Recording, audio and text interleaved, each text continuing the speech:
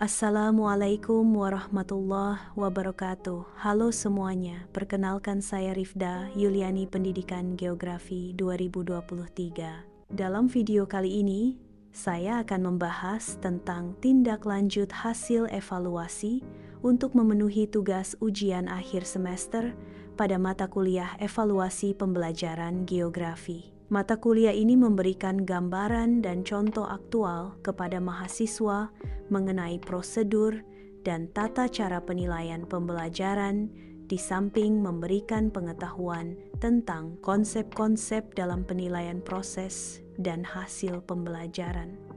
Menyusun alat ukur dalam pengajaran geografi, kalibrasi, serta penggunaan penilaian hasil belajar geografi. Pembelajaran tersebut merupakan bagian dari project-based learning dengan sistem perkuliahan hybrid, yaitu luring dan daring. Tata tertib perkuliahan: hadir dalam perkuliahan tatap muka, maya minimal 80% dari jumlah pertemuan ideal. Lihat aturan akademik universitas. Setiap mahasiswa harus aktif dan partisipatif dalam perkuliahan luring, daring, hadir di kelas tepat waktu sesuai dengan waktu yang ditetapkan, disepakati. Ada pemberitahuan jika tidak hadir dalam perkuliahan daring kepada PJ atau dosen. Perkuliahan daring menggunakan berbagai platform, meminta izin dengan cara mengangkat tangan, raise hand. Jika ingin berbicara, bertanya, menjawab, meninggalkan kelas maya atau keperluan lain, saling menghargai dan tidak membuat kegaduhan, gangguan, kerusakan dalam kelas. Tidak bercakap-cakap sendiri dalam chat yang tidak ada hubungannya dengan materi. Tidak boleh ada plagiat dan bentuk-bentuk pelanggaran norma lainnya dalam mengumpulkan tugas. Individu, kelompok mengumpulkan tugas tepat waktu. Buku dan sumber belajar berasal dari Dignas, pengukuran evaluasi pendidikan oleh ANAS, dan referensi jurnal terkait evaluasi pembelajaran. Tindak lanjut hasil evaluasi pembelajaran merupakan serangkaian aktivitas setelah analisis evaluasi selesai. Tujuan utama tindak lanjut adalah memperbaiki dan meningkatkan kualitas proses pembelajaran. Tindak lanjut evaluasi pembelajaran bertujuan untuk meningkatkan kualitas proses pembelajaran secara keseluruhan. Analisis hasil belajar bertujuan untuk mengukur tingkat penguasaan materi oleh peserta didik. Perhitungan rata-rata (mean) digunakan sebagai salah satu metode analisis hasil belajar. Selain mean, nilai tengah, median, dan nilai yang paling sering muncul modus juga digunakan dalam analisis. Analisis nilai peserta didik memungkinkan guru mengidentifikasi peserta didik yang memerlukan pengayaan atau remedial. Pengayaan diberikan kepada siswa yang telah menguasai materi dengan baik. Remedial diberikan kepada siswa yang belum mencapai tingkat penguasaan yang diharapkan. Penerapan mean, median, dan modus, contohnya, jika dalam satu kelas terdapat 10 peserta didik dengan nilai geografinya adalah 85, 90, 75, 80, 85, 95, 70, 85, nilai KKM, kriteria ketuntasan minimal, adalah 75. Setelah dihitung, maka nilai min adalah 83.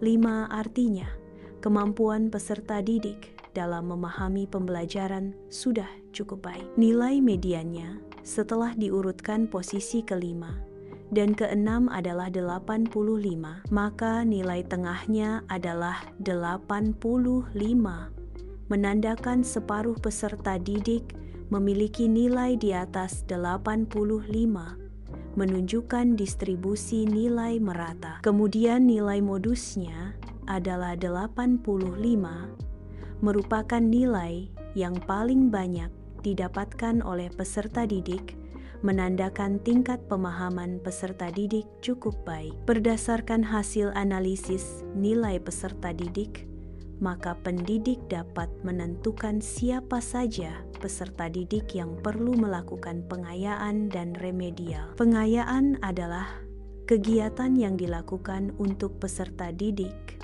telah mencapai atau melampaui standar kompetensi.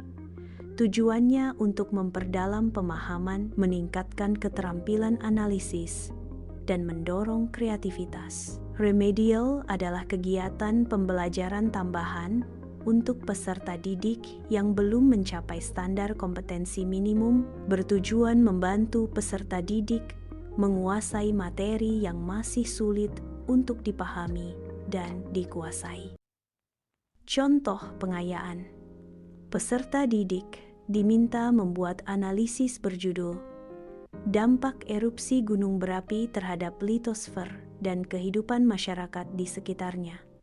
Tugasnya meliputi memilih satu peristiwa erupsi gunung berapi di Indonesia, misalnya erupsi Gunung Merapi 2010, menganalisis bagaimana erupsi tersebut memengaruhi litosfer misalnya, perubahan bentuk lahan dan kehidupan masyarakat misalnya, perpindahan penduduk atau kerusakan infrastruktur, menyusun laporan singkat 500 kata yang mencakup solusi mitigasi bencana berbasis pengetahuan geografi. Kegiatan ini mendorong peserta didik untuk mengintegrasikan konsep litosfer dengan kemampuan analisis spasial dan isu lingkungan. Contoh remedial.